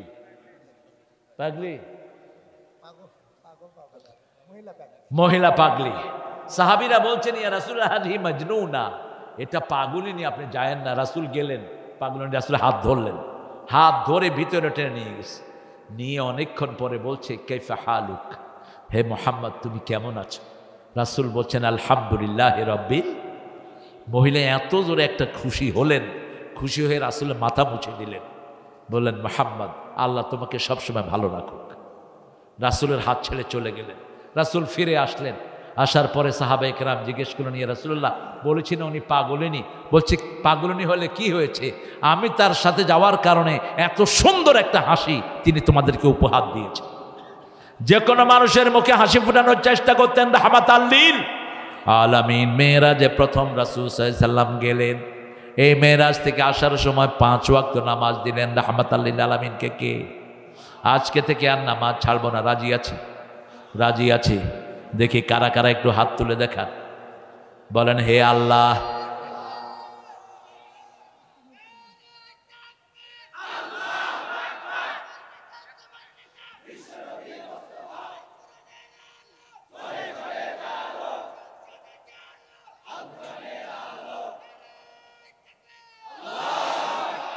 আল্লাহ ছেলেটাকে কবুল করুক, আমরা আর নামাজ ছাড়বো না, রাজি আছি তো? যে কোনো মসজিদ পাবো ঢুকবো, মসজিদ দেখার দরকার নাই। সল্লু খালফা কুল্লি বিররিন ফাজির, রাসূল বলতেন ইমাম গুনাহগার হোক পাপিষ্ট হোক, ইমামের পিছনে নামাজে দাঁড়াও। কারণ আমরা তো পাহারা দিই ইমাম নামাজ আল্লাহর সুন্নত অনুযায়ী করে কিনা, ঠিক না বেটি? ইমাম যদি রুকু একটা জায়গা দুইটা করে, আমরা কি করব? কি করবেন? আল্লাহু আকবার, লোকমা কার নাম। কেউ তখন বগুড়ার ভাষা বলবেন না, এই বগুড়া শোন, এই থাম, এঙ্কা করস কেন না? এঙ্কা বলে না, এঙ্কা। বগুড়ার কিছু সুন্দর সুন্দর টার্ম আছে, কি এমা করে হাঁটিচ্ছে কেন রে? ওই যে কাউয়ারে কয় এমা করে হাঁটিচ্ছে কেন রে? বগুড়ার সুন্দর সুন্দর ভাষা, মিডল প্লেস তো, ভাষাও সুন্দর। আল্লাহ বগুড়াকে ইসলামের জন্য কবুল করুন। পৃথিবীর সবচেয়ে দামি একটা জিনিস বগুড়ায় পাওয়া যায়, বলেন তো কি?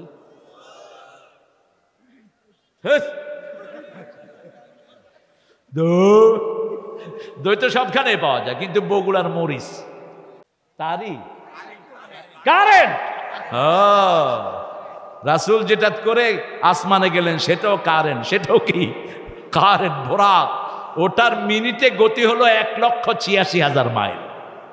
হঠাৎ করে বোরাকে গেছেন রাহমাতাল লিল, সেই নবী সেখানে গিয়ে দেখলেন কিছু মানুষ, পেটটা অনেক বড়, পেটের ভিতরে সাপ বিচ্ছু দৌড়াদৌড়ি করছে। ওই পেট নিয়ে হাঁটতে পারছে না, পেটের উপরে পড়ে যাচ্ছে, আবার ফেরেশতারা উঠিয়ে দিচ্ছে, আবার পেটের উপরে পড়ে যাচ্ছে। জিজ্ঞেস করলো এরা কারা? বলেন তো কারা? কি গাইছে? আরো জোরে, আরো জোরে। ওই যে ঘুষখোর, এখনো বাংলাদেশে আসে না? নাই। ওরা কিন্তু ঘুষ কয় না, কিছু বকশিস দিবেন না। এত সুন্দর করে চায়, মনে হয় ওরা আব্বা আপনার কাছে ধুয়ে গেছে, ও চায়া নিচ্ছে, টুপি টাপি মাথায়। আমাকে গত বেশ কিছু বছর আগে রমজানে আমার মুসল্লি এসে বলছে, স্যার রমজানে আমার গলের কলটা নষ্ট হয়ে যায়, আমি ওয়াশ অফিসে গেতে কয়েকবার তওবা করছি যে কোনো ঘুষখোরের সাথে যেন দেখা না হয়। শেষে গেলাম, গিয়ে দেখি যে একজন সুন্দর পাগড়ি টাগড়ি মাথায়, পাগড়ির উপরে আবার রুমালও আছে। আল্লামা সাইদি বলতেন হুজুররা যত কাপড় পরে মহিলারাও এত পরে না। পাগড়ি বাঁধছে, এটার উপরে আবার রুমাল। তো অনেকক্ষণ কথা শোনার পরে ওই লোকটা ড্রয়ার খুলে দিছে, খুলে দিয়ে আমি রোজা রাখছি তো হাতে ধরবো না, যা আনছেন এখানে ধুয়ে যান। কি মনে করস তুই? হ্যাঁ, দান দিলে দক্ষিণা দিতে হয়। কালেকশন তো বলছিলাম ঢুকতে, আপনারা চুপ করে দাঁড়ায় আছেন কেন? কত আগেই তো বলছি ঢোকার জন্য। রাসূল সাল্লাল্লাহু আলাইহি সাল্লাম বলেন এরা ঘুষখোর, অন্যায় ভাবে যারা পয়সা নিত তারা এরকম পেট বড় হয়ে গেছে। আরেকটা লোক দেখলেন, তিনি রক্তের নদীতে সাঁতরাচ্ছেন। কিসের নদী বলেন? রক্তের নদীতে সাঁতরাচ্ছেন। কিনারে আসতেছে, আবার কিনার থেকে ঢিল মারতেছে একজন, আবার মিডলে চলে যাচ্ছে, আবার কিনারে আসতেছে, আবার মিডলে চলে যাচ্ছে। তার নাক দিয়ে মুখ দিয়ে রক্ত ঢুকছে। রাসূল সাল্লাল্লাহু আলাইহি সাল্লামকে জিজ্ঞেস করা হলো এরা কারা? রাসূল সাল্লাল্লাহু আলাইহি সাল্লাম বললেন এরা ওই সমস্ত লোক, জিবরাইল আমিন বললেন যারা সুদ খেত, সুদের ব্যবসায়ী। এই ধূপচাচিয়াতে নাই, এত বেশি বাড়া বাড়ছে সুদ, এত বেশি সুদ বেড়েছে। সুদের 70টি গুনাহ, সবচেয়ে ছোটটা হলো মায়ের সাথে জিনা করা, আর সবচেয়ে বড়টা হলো আল্লাহ রসুলের বিরুদ্ধে যুদ্ধ করা। সুদ যারা খায় এদের কোনো দোয়া কবুল হয় না। রাসূল বলেছেন ইয়াস্তামিউনাল মাসাজিদ লাইসা ফিহি মুমিন, অচিরেই এমন একটা সময় আসবে মসজিদ ভর্তি থাকবে মানুষ, সেখানে কোনো মুমিন থাকবে না। সাহাবায়ে কেরাম বললেন ইয়া রাসূলুল্লাহ এটা কখন হবে? বলেন।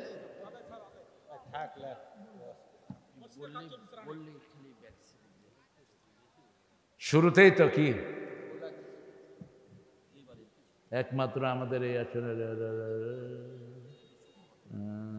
ইন্তেকাল করেছেন। আহারে, হ্যাঁ আহারে, 20 মিনিট আগে আপনাদের এই আসনের এমপি ছিলেন সাবেক সংসদ সদস্য আব্দুল মোমিন তালুকদার, তিনি মারা গেছেন। খোকা সাহেব এমপি ছিল। আহারে, খোকা ভাইকে আল্লাহ মাফ করে দেন। চিৎকার করে বলেন আমিন। তার জীবনের সব গুণাগুলো আল্লাহ মাফ করে দেন। আপনারা উঠতেছেন কেন? বসেন।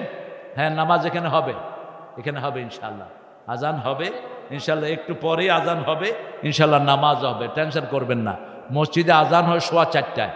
আপনারা মনে করেন না এখানে বেনামাজিরা আপনাদেরকে আয়োজন করছে নামাজে, এই যে মাহফিলের আয়োজন করেছে, এরা নামাজ পড়বে, এখানে নামাজ হবে। একজন ভাইও উঠবেন না প্রিয় ভাইয়েরা। আমরা এই মসজিদের দানের জন্য আমরা একটু উদর হস্তে দান করব। এই মেরাজের চাঁদে সবচেয়ে বেশি দান করতেন রাহমাত আল্লিল।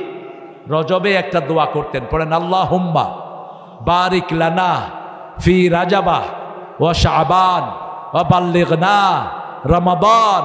হে আল্লাহ, রজব শাবানে বরকত দেন, রমজান পর্যন্ত আমাদের হায়াতটাকে লম্বা করে দেন। আপনারা এই অভদ্রতা করতেছেন কেন? বসেন, উঠবেন না, এটা অভদ্র।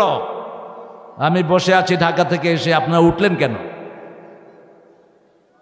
আপনার বেঈমান হয়ে উঠবেন এখন। রাসূল বলছেন যে ঈমানের দাবি করে সে যেন তার মেহমানকে সম্মান করে। কি মনে করেন আপনারা? উঠবো, আমরা সবাই একসাথে উঠবো। আপনাদের কারো হাজত আছে, দু একজন উঠে যান, তাও হাজত থাকলে এখানে পেশাব করে দেন। বহু সাহাবী তাফসীর শুনতে শুনতে পেশাব করে দিয়েছে, করে দেন এখানে। কোরআন শরীফকে হালকাভাবে নেবেন না। হুয়াস সামিউল বাসীর। আমরা এই আয়াতগুলো যেন মানতে পারি। 5 ওয়াক্ত নামাজ পড়লে 50 ওয়াক্ত সওয়াব দান করবেন কে? আপনার বিবিকে নিয়ে আপনি নামাজ পড়বেন, আপনার মেয়েদেরকে নিয়ে নামাজ পড়বেন, আপনার ছেলেকে নিয়ে নামাজ পড়বেন, বিবিদের মোহরানা দিবেন। যৌতুক খাবেন না, খাবেন না, খাবেন না। যৌতুক খাবেন, চরিত্রহীন হিসাবে কিয়ামতের ময়দানে উঠবেন। যারা বহু মেয়ের সাথে সম্পর্ক করো, তোমাদের এইডস হবে, তোমাদের দুরারোগ্য রোগ হবে। যে সমস্ত ছেলেরা বহু মেয়েতে আসক্ত, তোমরা লুচ্চা। যে সমস্ত মেয়েরা বহু ছেলের সাথে প্রেম করো, তোমরা চরিত্রহীনা। আমরা যেন এই কাজগুলো না করি। বিশেষ করে রাসূল বলছেন, এক ক্ল্যাপের নিচে 2 যুবতী শুবা না, এক ক্ল্যাপের নিচে 2 যুবক ছেলে ঘুমাবে না, কেউ কারো সতরের দিকে দেখবা না। যারা স্বামী স্ত্রীর গোপন কথাগুলো মিডিয়ায় বলে বেড়ায়, মানুষের কাছে বলে বেড়ায়, রাসূল বলছেন কিয়ামতের ময়দানে এদের শাস্তি হবে সবচেয়ে বেশি। ইউনুসকে বলেছিলাম, বেটা ইউনুস, তুমি আয়েশা প্রথমেই বলছো যে আমরা ফর্নিকেশন, যে সমস্ত বাজে সাইড আছে ইন্টারনেটের, এগুলো আমরা বন্ধ করে দেব। একটা কাজও তো তুমি করলা না। তুমি কোন ধ্যানে আছো আল্লাহই ভালো জানে তোমার। ডক্টর ইউনুস মিয়া, কোথায় দৌড়াও তুমি? সিঙ্গাপুরের মতো ছোট্ট একটা দেশ, সেই দেশে আপনি যা খুশি তা দেখতে পারবেন না, তারা হ্যাক করে রেখেছে। আর আমাদের এখানে 3 টাকা দিলে বাজে বাজে ছবিগুলো সব পোলাপানের হাতের নাগালে। ঠিক না বেটি? কি ঘোড়ার ডিম করছো? প্রাইমারি স্কুলগুলোতে কোরআন ঢুকিয়ে দাও। আমাদের ছেলেগুলো নষ্ট হয়ে যাচ্ছে।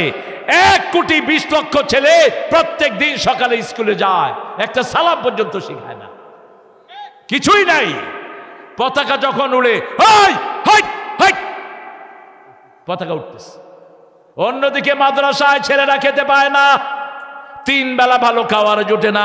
হুজুর কবে বেতন নিয়েছে হুজুর নিজেও জানে না। সেই মাদ্রাসার ছেলেরা সারা দুনিয়া কাঁপাচ্ছে। ঠিক না ঠিক? আমাদের স্কুলগুলোতে যদি কোরআন ভরে দেয়া হয়, মাদ্রাসার চেয়ে ভালো করবে স্কুলের ছেলেরা। কারণ এই পৃথিবীতে কম্পিউটার সায়েন্সে ফার্স্ট কোন দেশ? আরো জোরে বলেন।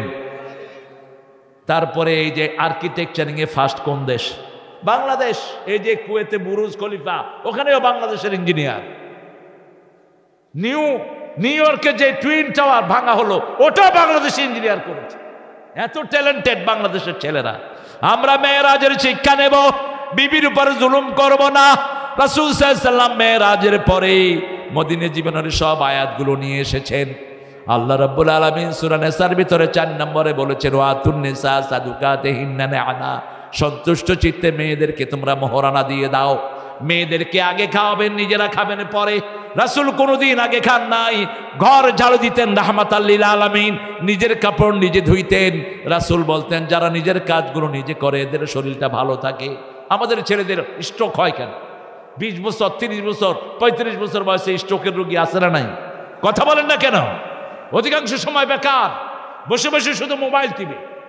আর ওনার খাওয়ার পানি পর্যন্ত ওই মেয়েটা এনে দেয়।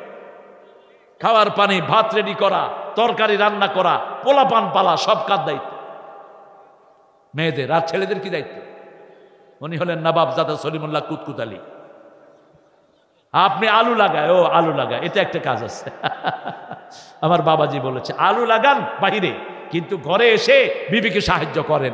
রাসূল সাল্লাল্লাহু আলাইহি ওয়াসাল্লাম বলতেন তোমাদের এই ঘরের যাগুলো কাজ, মা ফাতেমা রাসূলের কাছে কাজের ছেলে চাইলেন। রাসূল 3টা কথা বলেন, ইত্তাকিল্লাহ ফাতেমা। 2 নম্বরে বললেন মা নিজের কাজগুলো নিজে করো, শরীরটা ভালো থাকবে। 3 নম্বরে বললেন রাতের বেলায় সুবহানাল্লাহ 33, আলহামদুলিল্লাহ 33, আল্লাহু আকবার 34 বার পড়বা, সমস্ত ক্লান্তি আল্লাহ দূর করে দিবেন। ওই কাজের ছেলের চেয়ে বেশি পুরস্কার আল্লাহ তোমাকে দান করে দিবেন।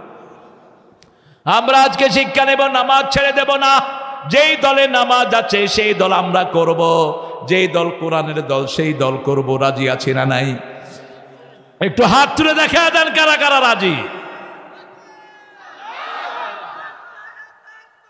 আল্লাহু আকবার। সংসদে যাও, এখন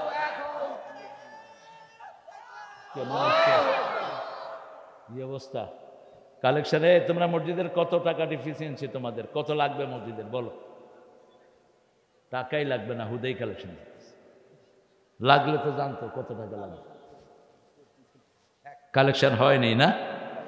আচ্ছা, ওগুলো লাগবে না ইনশাআল্লাহ। এই ভাইকে দাবি দিবেন, এই মেহমানদের থেকে নেবেন।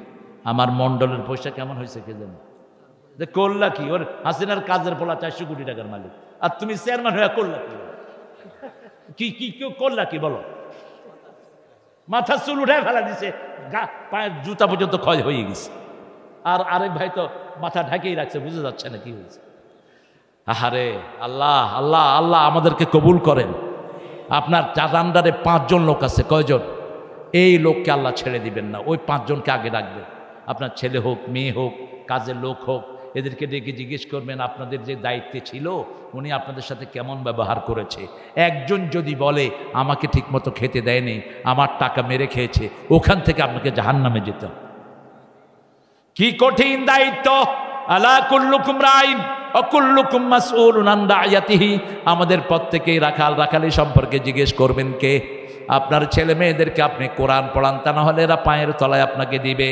এরা বলবে কিয়ামতের ময়দানে, ওয়াকালাল্লাযীনা কাফারু রাব্বানা আরিনাল লাযাইনি আযাল্লানা মিনাল জিন্নি ওয়াল ইনস নাজআলহুমা তাহতা আকদামিনা লিয়াকুনা মিনাল আসফালিন।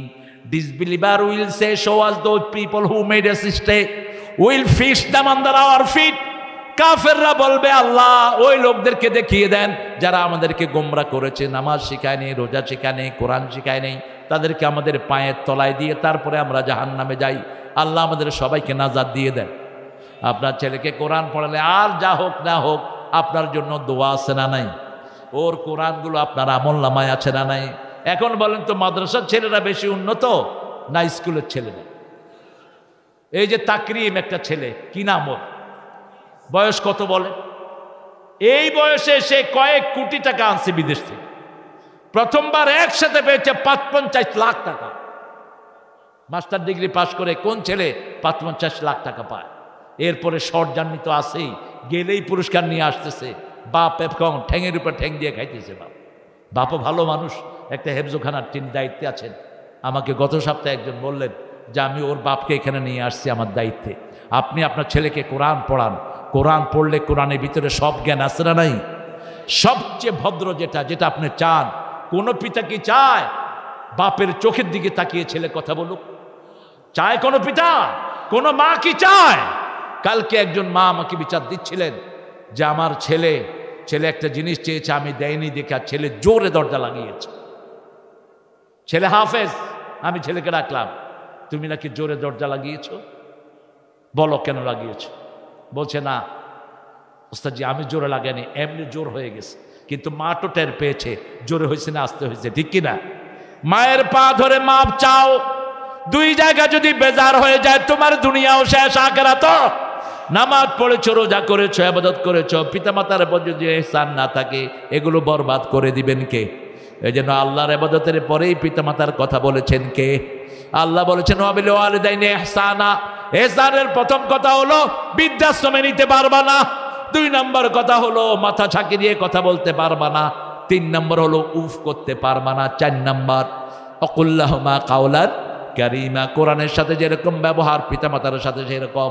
কোরআনকে আল্লাহ কারীম বললেন, ইন্নাহু লাকুরআনুন কারীমুন ফি কিতাবিম মাকনুন। কোরআনের মতো ব্যবহার পিতামাতার সাথে। অকফিজ লাহুমা জানাহাযুল্লি মিনার রাহমাহ। 5 নম্বরে বললেন রহমতের ডানা বিছাও।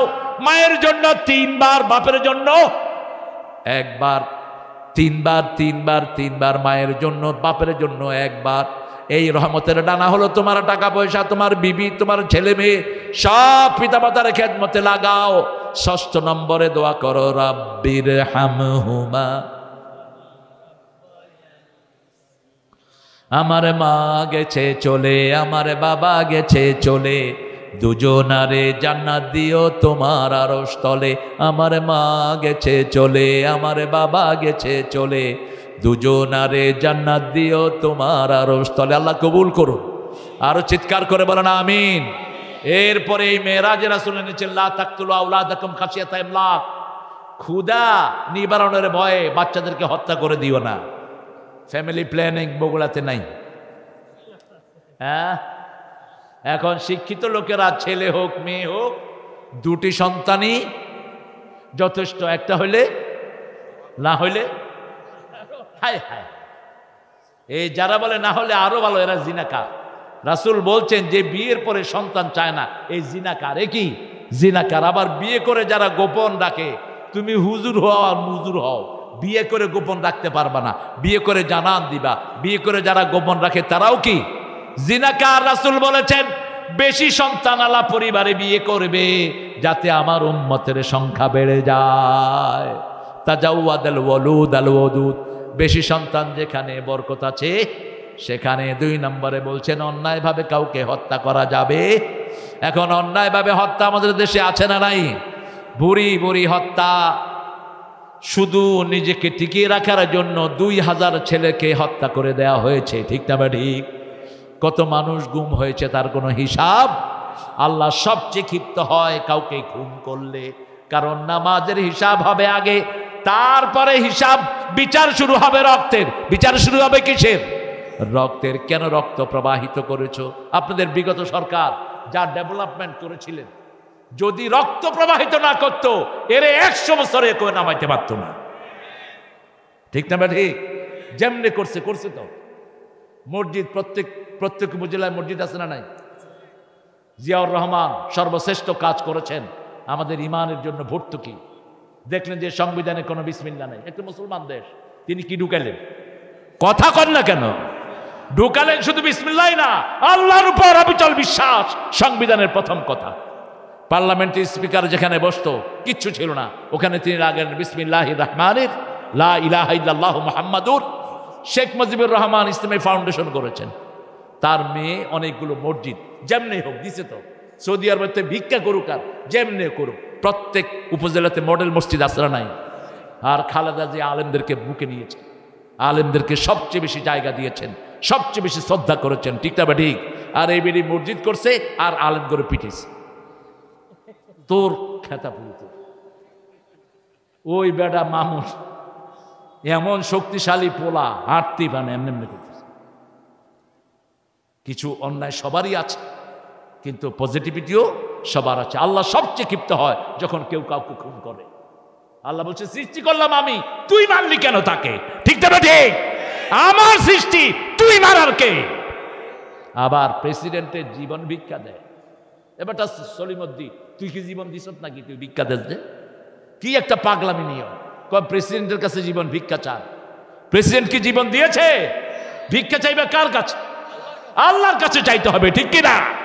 তবে শুনে রাখো, তুমি যাদের সন্তান মেরেছো ওই পিতামাতা যদি মাফ না করে, দুনিয়ার মাফ করার ক্ষমতা কারো? ওই পিতামাতা মাফ করলে আল্লাহ হয়তো মাফ করে দিতে পারে। লা তাকতুল নাফসাল্লাতী হারামাল্লাহু ইল্লা বিল হক। এই মেরাজে সামাজিক যতগুলো আইন আছে সব নিয়ে আসলেন মেরাজে। মেরাজ থেকে আসার পরে রাসূল একটা রাষ্ট্র গঠন করলেন, সেই রাষ্ট্রের নাম হলো মদিনা। কি নাম? 5টা জিনিস দিলেন, অন্ন, বস্ত্র, শিক্ষা, চিকিৎসা, বাসস্থান। এই 5টা দিয়ে বললেন এই মদিনার দিকে যারা চোখ তুলবে আমি তাদের চোখ উপড়ে ফেলে দেব। এই মদিনাকে যারা আক্রমণ করতে আসবে আমি নিজে যুদ্ধের ময়দানে তাদের বিরুদ্ধে নামবো। নামছেন কিনা? আরো জোরে বলেন। আমরা এরকম একটা রাষ্ট্র চাই, ঠিক তবে ঠিক। আজকে আমাদের শিশুরা পড়তে পারছে না, একটা স্কুলের ভর্তি ফি 25,000 টাকা, প্রতি মাসিক ফি হলো 6,000 টাকা। আপনাদের বগুড়াতে নাই? হ্যাঁ, এই শয়তানদের বিচার করবে কে? ওই মমতার যোগ্যতা তো না আমাদের দেশে। মমতা কেলকাটাতে প্রাইভেট স্কুলের সব হেডমাস্টারদেরকে ডাকিয়েছেন, কমিটিকে ডাকিয়েছেন, জিজ্ঞেস করেছেন আপনার স্কুলের ফি কত? বলছে 20,000। কেন? টাকা কি চাবায়া খান? কেন 20,000 নেবেন? কত ভর্তি ফি? 25,000। আর আমাদের ঢাকাতে ভর্তি ফি আছে 1,25,000, আরো বেশি। স্কুলের নাম কি? Scholastica, Maple leaves.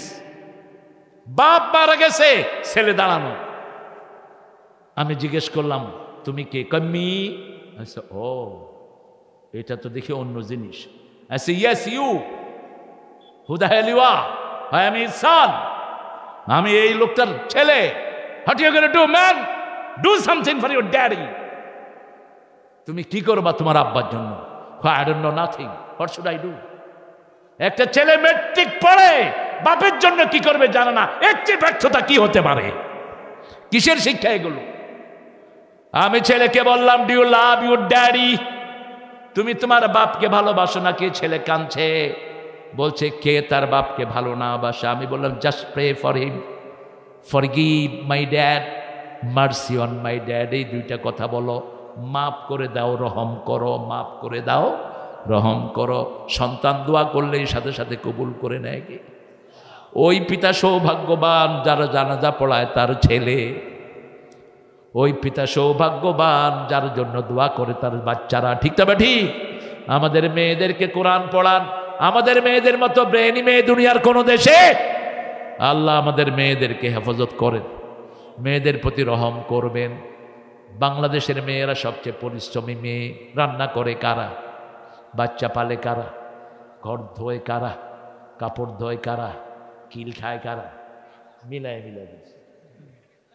কেন মারেন? কেন মারেন? রাসূল সাল্লাল্লাহু আলাইহি ওয়াসাল্লাম বলছেন মারা তো দূরের কথা, কোনো মেয়েকে গালিও দিবা না। আমি নবী মুহাম্মদ সব মেয়েদের বাপ। আমরা যেন মেয়েরাজের শিক্ষা নিয়ে আমরা ঘরে যেতে পারি, আল্লাহ তৌফিক দান করুন। প্রথম শিক্ষা 5 ওয়াক্ত নামাজ পড়বো তো? পড়বো তো? সুন্নতগুলো কোথায় পড়বো? ঘরে। বিবিকে সাথে নিয়ে পড়বেন সুন্নত, আর বিবির জন্য হাত তুলে দোয়া করবেন নাম ধরে, যেটা করতেন রাহমাতুল লিল। 2 নাম্বার, সন্তানকে বাধা দেব না। সন্তান যা দিবেন ফয়সালা কার? আল্লাহর। কিসের জন্ম নিয়ন্ত্রণ?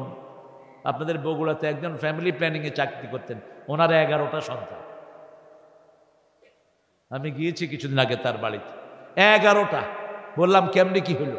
কয় একটা ছেলের আশায় 10 মেয়ের বাপ হয়েছে। আমি আশা ছাড়িনি। 11 নম্বর আল্লাহ আমাদের ছেলে দিচ্ছে। বললাম কেমন হয়েছে? কয় ছেলেটা না হইলে মেয়েটা হইলে ভালো হতো। ছেলে যে কি কষ্ট আমারে দিছে, 10টা মেয়ে এত কষ্ট দেয়নি। এই জন্য আল্লাহ যা দেয় যেন ন্যাক দেয়, ঠিক তবে ঠিক। মরিয়মের আম্মা কি চেয়েছিলেন? ছেলে। আল্লাহ দিচ্ছেন কি? ইন্নী ওয়াদাতুহা উনসা। তিনি বলছেন আমি তো ছেলে প্রসব করেছি। আল্লাহ বলছেন লাইসা যাকারু কাল উনসা, তুমি আমার কাছে যেহেতু চেয়েছো এমন মেয়ে দিলাম 1000 ছেলেও এর সমান হবে না। আল্লাহু আকবার। একজন নবীর পরিচয় দিয়েছেন ঈসা ইবনে মারিয়াম। ঈসা ইবনে মারিয়ামের বেটা ঈসা, মারিয়ামের বেটা ঈসা। অন্য নবীদের বাপের নামও সারা কোরআনে ধরে নেই, শুধু ইব্রাহিমের বাপকে একবার উচ্চারণ করেছেন, ইয ক্বালা ইব্রাহিম লিআবিহি আযার। এতটুকুই। রাসূলের বাপের নামও কোরআনে নাই, ঠিক তবে ঠিক। সেখানে ঈসা আলাইহিস সালামের নাম যতবার এসেছে, মা মরিয়মের নামও ততবার এসেছে। এই জন্য মেয়েদের উপর রহম করবো, আল্লাহ তৌফিক দান করুন। 3 নাম্বার, কোনো মানুষের জীবন নেয়ার চেষ্টা করব না। রাসূলকে জিজ্ঞেস করা হলো সবচেয়ে ভালো মানুষকে, রাসূল বললেন খায়রুন নাস মান ইয়ানফাউন নাস, সবচেয়ে ভালো মানুষ যে মানুষের কল্যাণের চিন্তা করে, উপকারের চিন্তা করে। আপনার বাড়ির পাশে একজন হিন্দু ভাই খেতে পায় না, তাকে খাওয়ার দেন, খুশি হবেন কে? তার গায়ে কাপড় নাই, কাপড় দেন, খুশি হবেন কে? একজন বেনামাজি মসজিদে যেতে পারছে না, তার শরীরে অসুস্থতা, আপনি কোলে করে তাকে মসজিদে নিয়ে যান, খুশি হবেন কে? গোপনে আপনার ভাইয়ের হাতে 1 লাখ টাকা দিয়ে দেন, খুশি হবেন কে? বাইরে দেয় না, নিজে বিশাল নেতা, নাম ফুটানোর জন্য বিভিন্ন জায়গায় দেয়। আপন চাচাকে বাড়ির উপরে দাওয়াত দেয় না, এরকম শয়তান আছে না নাই? রক্তের সম্পর্ক যারা ছিন্ন করে ওদেরকে জান্নাত থেকে ছিন্ন করে দিবেন কে? কাতিআ রহিম লা ইয়াদখুলুল জান্নাহ, লা ইয়াদখুলুল জান্নাহ, সম্পর্ক যে ছিন্ন করবে নিকট আত্মীয়ের, ও কখনো জান্নাতে যেতে। রাসূল বললেন 4টা কাজ করো, শান্তির সাথে জান্নাতে যাও। ইফশাউস সালাম, আতিআমুত তুআম, সাল্লু ফিল লাইলি ওয়ান নাসু নিয়াম, তাসিলুল আরহাম, তাদখুলুল জান্নাতা বিসালাম। মানুষকে সালাম দাও, নিজে না খেয়ে মানুষকে খাওয়াও। রাতে যখন সবাই ঘুমায় নামাজে দাঁড়াও, আত্মীয়তার সম্পর্ক জোড়া লাগাও, শান্তির সাথে তুমি জান্নাতে চলে যাও। কয়টা কাজ? কয়টা? সালাম দিবেন, এমনকি সালাম দিলে ঘুষখোর পর্যন্ত ফিরে যায়। ঘুষ খাইতে আসছে, শুধু সালাম দেন, দেখবেন ঘুষখোর দৌড় মারবে। আমি সৌদি আরবের থেকে আসতেছি, দুবাই থেকে, তো দুবাই আলাদেরকে দেখলেই তো এয়ারপোর্টে বিরক্ত করে। আমাকে বলছে হুজুর ওই যে ডাকতেছে 2 জন, আমি গিয়া সালাম দাও। তো সালাম দিছে, চুপ করে নিছে 2 জন। আমার ইশারা, আমি আবার সালাম দাও, আবার দিছে সালাম। এখন 2টা কথা কয়, কি করবি, শুধু সালাম দিতে আসে। কইলাম আরেকটা দে, আরেকটা দিছে, পরে কয় যাও, সালাম ছাড়া আর কিচ্ছু আনো নাই, শুধু সালাম লই আইছো। সালাম কার নাম? আহারে কার নাম? সালাম সালাম, এটা তো ভালো গান।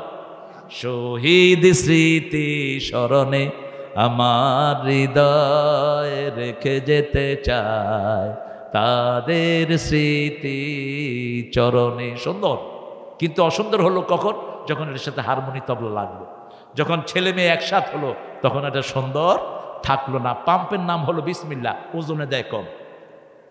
এখন বিসমিল্লাহ না লানতুল্লাহ। হোটেলের নাম বিসমিল্লাহ, ভিতরে ঢুকে দেখি শুয়ারের গোস্ত।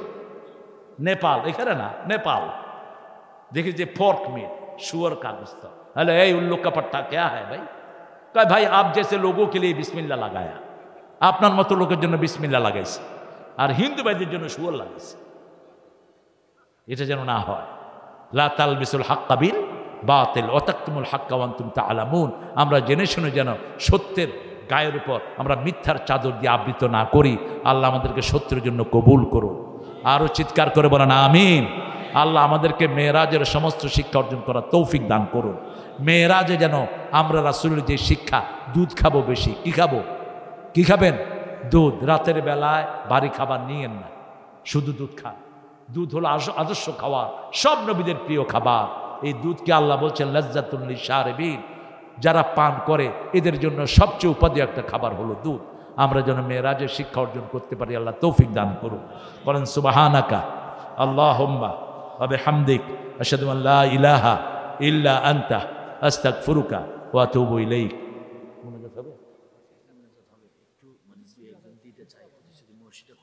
কে কে দিতে চায় বলো? কবরকে জান্নাত বানিয়ে দাও।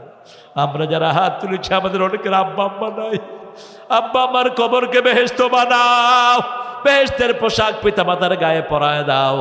এই মাহফিলে আয়োজন যারা করেছেন, শোনার জন্য যারা এসেছেন, কষ্টার্জিত পয়সা থেকে যারা দান করেছেন, কিয়ামতের ময়দানে এই মাহফিল আমাদের সবার জন্য নাজাতের উসিলা বানায়া দিও। আজকের মাহফিলের প্রধান অতিথি আমাদের শাহজাহান আলী ভাইকে কবুল করো। মাকসুদ আজমি আমার থেকে সুন্দর বলেছে, তার আলোচনাকে আমল করার তৌফিক দাও। রাজু আহমদকে তুমি কবুল করো। আমাদের এই এলাকার সম্মানিত চেয়ারম্যান মন্ডল ভাইকে তুমি কবুল করো। আল্লাহ প্রাক্তন চেয়ারম্যানকে তুমি কবুল করো। আমাদের গার্ডিয়ানের সত্ত্বাধিকারী, এখানে একটা ইসলামী হসপিটালও করেছেন, আল্লাহ তাকে তুমি কবুল করো। তার দায়িত্ব দিয়ে নাজাতের ব্যবস্থা করে দাও। আল্লাহ আমাদের আশেপাশে যত মেহমান এসেছে সবাইকে তুমি মাফ করে দাও আল্লাহ। তুমি মাফ করেছো, এর চেয়ে বড় সংবাদ আর হতে পারে না। আমার মাদেরকে সবাইকে কবুল করো। কত মা এসেছেন, 4টা কাজ যদি মায়েরা করে জান্নাতের 8টা দরজা খোলা থাকবে। নামাজ পড়বে, রমজানের রোজা রাখবে, স্বামীর খেদমত করবে, নিজের লজ্জাস্থানকে হেফাজত করবে। আল্লাহ এই 4টা কাজ মায়েদেরকে করার তৌফিক দান করে দাও। সকল মাকে মায়েশা ফাতেমার মতো কবুল করো। আমাদের ছোট্ট ছোট্ট শিশুদেরকে হাসান হোসেনের মতো কবুল করো। ডক্টর ইউনূস সহ যারা দেশ চালাচ্ছে এদেরকে ইসলাম অনুযায়ী চালানোর তৌফিক দাও। অবশেষে ডানপন্থীদের হাতে ক্ষমতা হস্তান্তর করার ব্যবস্থা করে দাও। আল্লাহ জামাত বিএনপির ঐক্যকে তুমি অটুট রেখে দিও। এরা যেন সবাই যেন আমরা মিলে যতজন কোরআনকে ভালোবাসে যেই দলেরই হোক আমরা যেন এক দল হয়ে তোমার কোরআন কায়েম করতে পারি সেই তৌফিক দাও। আল্লাহ জানি না কার জানাজার কাপড় দোকানে এসেছে, জানি না কার জীবনের শেষ মোনাজাত এই মোনাজাত। আল্লাহ শাহাদাতের মউত আমাদের নসিব করে দিও। মৃত্যু যখন দুয়ারে আসবে জবানে জারি করে দিও লা ইলাহা ইল্লাল্লাহু মুহাম্মাদুর রাসূলুল্লাহ।